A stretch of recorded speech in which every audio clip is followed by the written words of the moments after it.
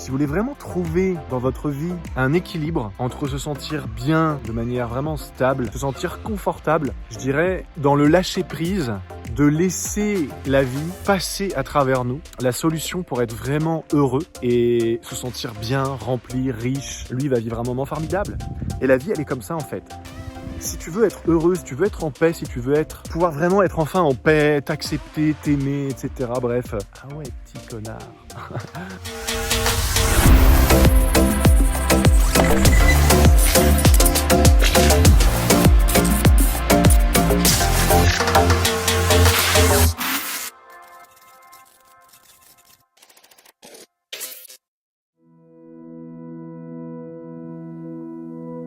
Alors les amis, regardez ça comme c'est pas fascinant, cette nouvelle vidéo. On est dans un espèce de tout petit village, il doit y avoir quoi, il doit y avoir même pas 100 habitants, au milieu de nulle part, entre Reno et Mont Shasta. Donc on est en train de se diriger vers le Mont Shasta, qui est l'un des lieux les plus puissants en termes énergétiques, en termes vibratoires sur la planète. C'est considéré comme le chakra racine de la Terre. Donc j'ai déjà été là-bas il y a 2-3 ans en arrière, en 2019. Ouais, 3 ans en arrière avec Benjamin Thor, Rémi Fourière, Marie Mercus, on a vécu des trucs complètement fous là-bas. Des initiations chamaniques, des trucs hallucinants. On a vu des choses qui dépassent complètement l'entendement, le commun des mortels. C'était quête de vision, champignons magiques, des rituels en tout genre, des cascades d'eau gelée où il fallait aller dans l'eau à coups de rituels chamaniques, quoi. Tu vois, des trucs vraiment puissants. Vraiment comme une formation, comme une initiation de maître Jedi, en tout cas de Padawan, quoi, d'apprenti Jedi.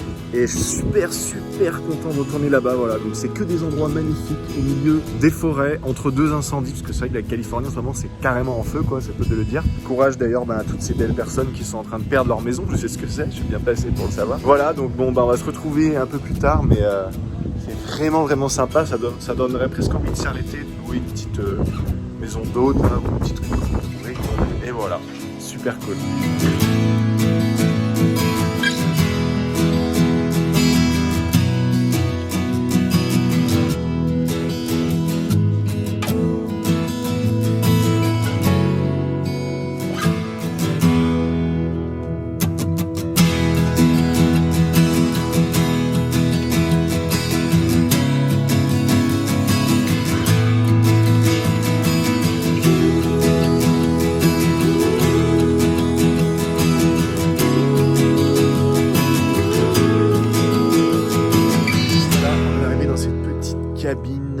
Petite maison à moitié, je sais pas, en bois, en métal et tout. Vraiment cool. Voilà, donc l'aventure commence et la vidéo avec.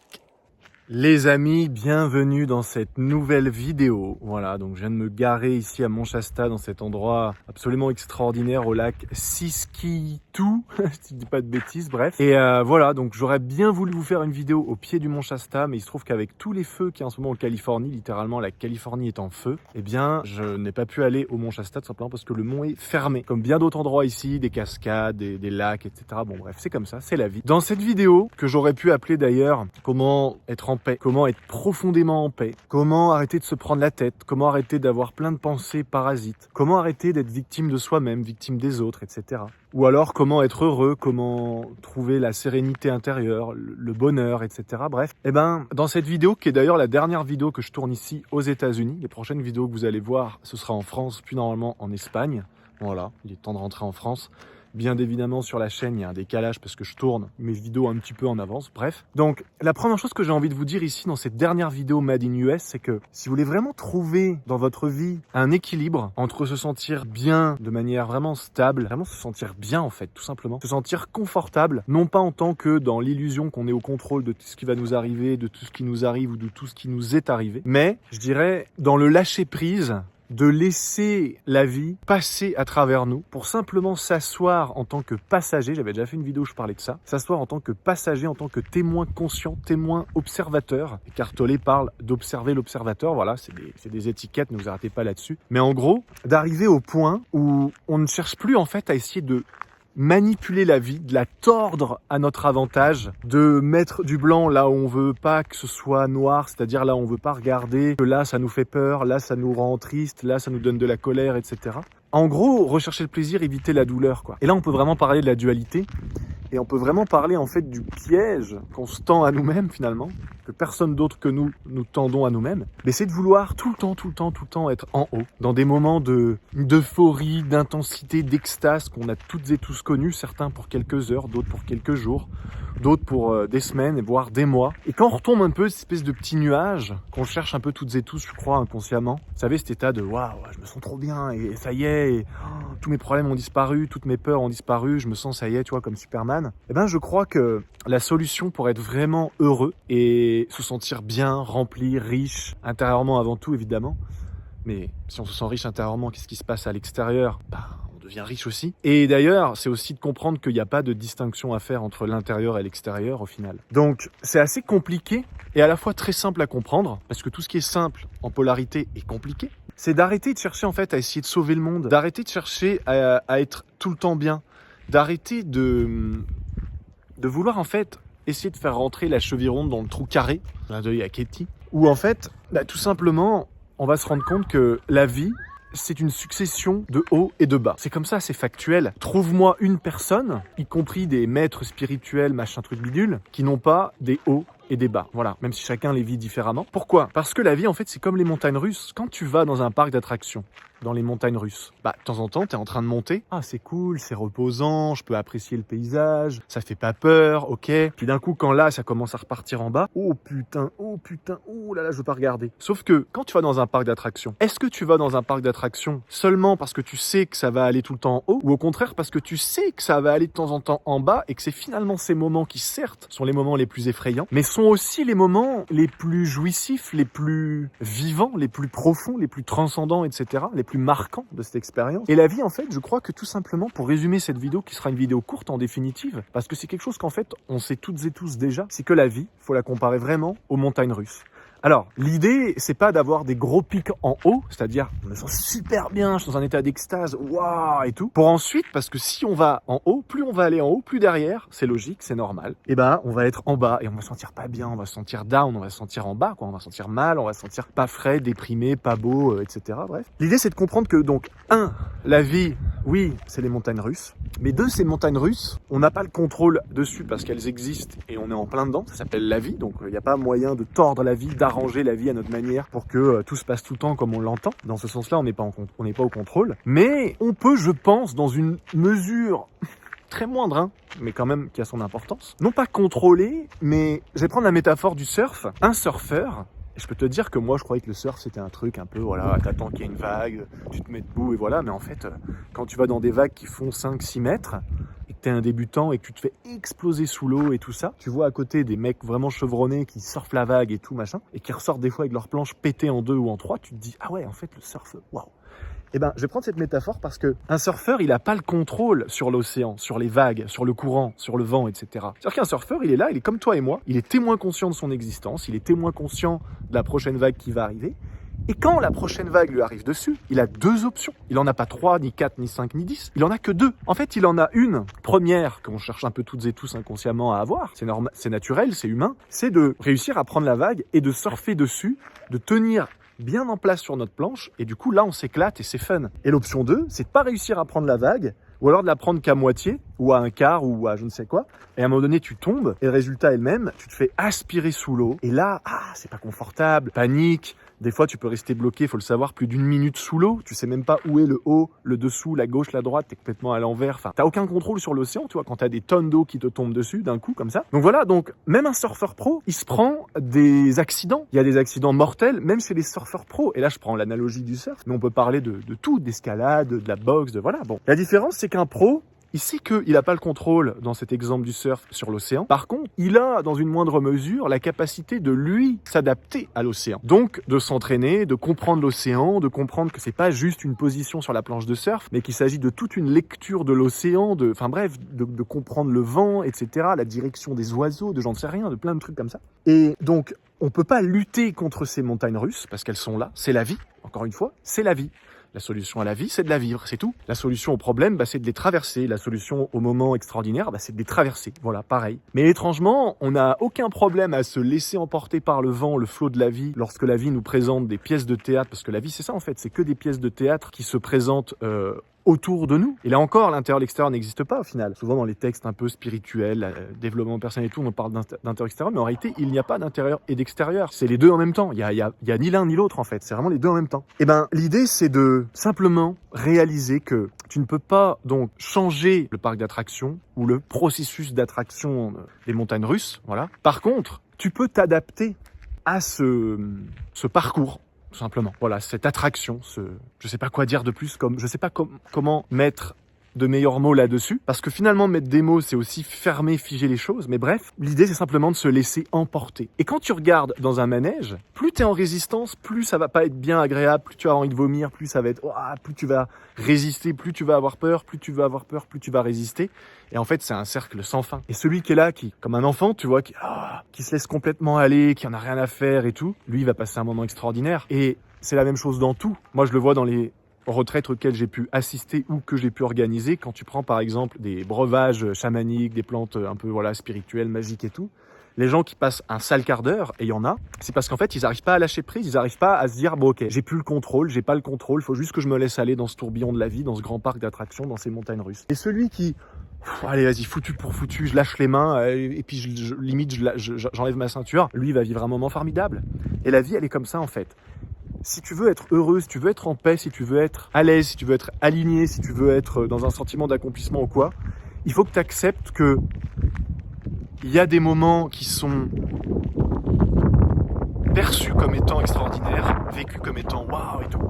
Et puis il y aura d'autres moments où tu auras la tête en bas et là tu vas dire ouh putain ça fait peur, ça fait flipper, c'est inconfortable, j'ai mal au ventre, etc., etc. Et plus tu vas chercher inconsciemment, consciemment à lutter contre ces plus ça va être dur, ça va être dur. Tu auras beau faire tout le travail sur toi que tu veux et tout, ce sera que rajouter des couches de vernis pour cacher la peur qu'il y a derrière, le manque qu'il y a derrière, la frustration qu'il y a derrière, l'incapacité à lâcher prise et à accepter qu'il y a derrière, donc le contrôle, enfin bref, tous ces trucs-là. Et plus tu vas te rendre compte que les downs, les moments où, en fait, ils vont disparaître, littéralement. Ou alors, quand ils vont arriver, ils vont être perçus non plus comme une attaque, comme un problème, comme faut encore que je travaille sur moi parce que j'ai encore des moments où je tombe un peu en down et tout, enfin bref. Et ils vont être perçus comme putain, je venais d'arriver en haut, là maintenant, et ok, je sais que c'est pas agréable, mais vas-y, il faut que j'y aille, quoi, tu vois. Moi, par exemple, je me suis vraiment pris de goût pour les sauts en parachute. Je suis en train de passer ma licence et de saut, tu vois, pour sauter tout seul et tout. Et en fait, à chaque fois que je me dirige en taxi ou en voiture, enfin peu importe, que je me rends vers l'aérodrome, je me dis mais je peux pas m'empêcher de me dire mais David, pourquoi t'as besoin de faire ça, le parachute et tout machin. Quand je suis dans l'avion, c'est pareil. Et puis quand je saute, c'est encore plus le moment où je me dis mais pourquoi tu fais ça. Mais en même temps, vu que je me laisse complètement prendre dans cette et tout, j'en oublie toute la peur qui est naturelle, qui est humaine, qui se réveille. Et j'ai pas rencontré un pro du saut en parachute pour terminer cette vidéo, qui même après 5 ou 6 000 sauts pour certains et même d'autres à 10 000 sauts et plus, qui m'a dit aujourd'hui, quand je saute, je n'ai plus ne serait-ce que 2 ou 3% de peur, d'appréhension, etc. Tout le monde, à des degrés variables, va te dire la même chose. J'ai eu de moins en moins peur, j'ai apprivoisé la peur, c'est-à-dire la descente, la fameuse down dans la vie et tout. Mais ils sont toujours là. C'est simplement qu'ils ont pris une forme différente. Voilà. Donc, cette vidéo, pour terminer, elle est simple. Elle est que si tu veux arrêter de sentir que tu es en lutte permanente contre toi-même, la vie, les autres, etc., si tu veux enfin trouver un espace de paix intérieure en toi, et donc autour de toi, parce que l'un et l'autre, encore une fois, ne font qu'un et donc n'existent pas à part entière, voilà. Faut pas jouer sur les mots, on s'en fout. Si tu veux pouvoir vraiment être enfin en paix, t'accepter, t'aimer, etc., bref, voilà. Il faut que tu réalises que à partir du moment où tu cherches à atteindre un côté, il y a l'autre côté qui forcément est en activité sous-jacente juste en dessous. Parce que tout est comme ça. Donc lorsque tu cherches à sauver le monde, de l'autre côté, tu cherches à le détruire. Lorsque tu cherches à réussir, tu cherches à échouer. Lorsque tu cherches à être riche, en dessous, il y a, tu vois, la peur de manquer, la peur d'être pauvre, la peur de tout ça que tu cherches à cacher. Et donc, quand tu cherches à être riche, en fait, tu cherches à combler cette vibration sous-jacente qui est là de j'aime pas être pauvre, j'aime pas être dans l'inconfort et je supporte pas l'idée d'être un jour éventuellement pauvre dans l'inconfort, etc. Bref, voilà. Et en fait, je pourrais donner plein d'exemples comme ça, mais ce que je peux te dire pour terminer, c'est que l'idée, c'est d'arriver au point où en fait, on ne cherche plus ni l'un ni l'autre. On laisse la vie passer en nous et au lieu d'essayer, nous, à façonner la vie, on laisse la vie nous façonner. Et c'est en fait la chose la plus simple, ce que je suis en train de vous partager là, et à la fois la plus difficile au monde, surtout pour ceux qui ont eu la chance et la malchance du coup, comme tout est polarisé, d'un jour avoir l'idée folle de vouloir travailler sur eux. Voilà, est-ce que tu as déjà vu un pissenlit ou un arbre se dire tiens, je vais travailler sur moi pour essayer de devenir autre chose que je suis? L'arbre, il est très bien comme il est, même s'il a que 3 petites branches, tu vois. Voilà. Et il se sent ni inférieur, ni supérieur à un autre arbre qui est peut-être plus beau, plus massif, etc. Bref, l'idée, c'est de lâcher toute attente. L'idée, c'est de lâcher totalement le je veux et le je veux pas. Parce que si tu focalises sur le je veux et pas le je veux pas, ou si tu focalises sur le je veux pas mais pas sur le je veux, dans un cas comme dans l'autre, tu vas attirer son contraire, parce que tout est comme ça, tout est polarisé. Donc pour faire l'expérience de la richesse, il va falloir faire l'expérience de la pauvreté. C'est pas un certain Napoleon Hill, qui est l'un des plus grands reporters de l'histoire des gens à succès, qui a dit que dans 100% des cas, je le cite, dans 100% des cas, et moi je l'ai expérimenté moi-même, lorsque tu es sur le point d'aller toucher une grosse réussite financière ou une grosse somme financière, parce que par exemple, voilà, tu vibrais ça, tu voulais ça, c'était ton but et tout, et bien systématiquement, tu vas avoir une période juste avant de creux, où en fait, littéralement, tu vas tu vas vivre ça comme si tu avais l'impression que tu étais en train de tout perdre, que tout s'effondrait, que rien ne fonctionne comme prévu, que tu as presque envie d'abandonner, et t'en as marre, et le moment où tu dis, vas-y, j'en ai marre, ça me saoule, oh, boum,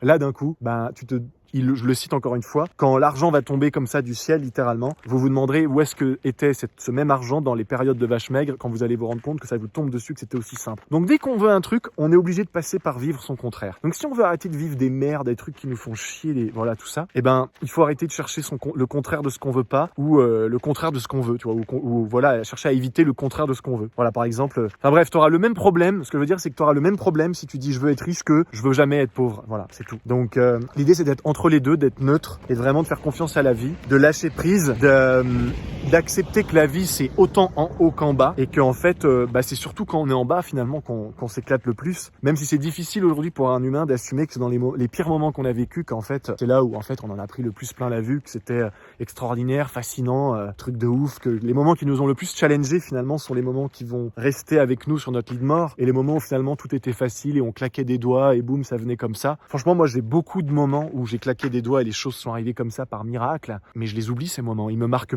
pas tant que ça au final, voire je les oublie, donc finalement ils me marquent pas. Par contre les moments où putain là j'ai failli échapper à la mort, là il y a eu ci, là il y a eu ça, cela je m'en rappelle, et c'est cela finalement j'y repense avec le recul, je me dis ah ouais petit connard. Voilà, bon ben les amis, je vais reprendre la route. J'ai l'impression que c'est pas une vidéo qui est très très claire et qui va pas du tout plaire à beaucoup de gens qui pensent consciemment et ou inconsciemment trouver des solutions à l'extérieur, quoi. Mais ce que je peux vous dire, c'est que si un jour vous faites comme moi l'erreur, entre guillemets, de faire le tour du développement personnel, de la spiritualité, de toujours un énième truc en plus et tout, un jour vous allez revenir à la case départ et vous allez vous dire je veux plus vraiment entendre parler de spiritualité, de trucs à l'extérieur, de machin, je veux juste vivre ma vie. Et vivre sa vie, c'est réaliser qu'en fait, on n'a pas besoin de spiritualité, on n'a pas besoin de bouquins, on n'a pas besoin de travailler sur nous, on n'a pas besoin d'écouter des types comme moi. D'ailleurs, si vous étiez abonné, vous pouvez vous désabonner. Si vous étiez pas abonné, par contre, vous pouvez vous abonner et laisser un petit pouce, mettre vos réflexions, tout ça dans les commentaires. Mais en fait, on a besoin de rien d'autre que simplement vivre la vie. Et c'est triste parce que inconsciemment, je pense que toi aussi, au fond de toi, tu penses qu'il y a un R1 carré triangle, une touche magique, une combinaison magique qui fait que d'un coup, boum, tout serait à ton avantage d'une manière simple et tout machin. Mais en fait, tout est à la fois aussi simple que compliqué. Tout est à la fois aussi beau que dégueulasse. Et en fait,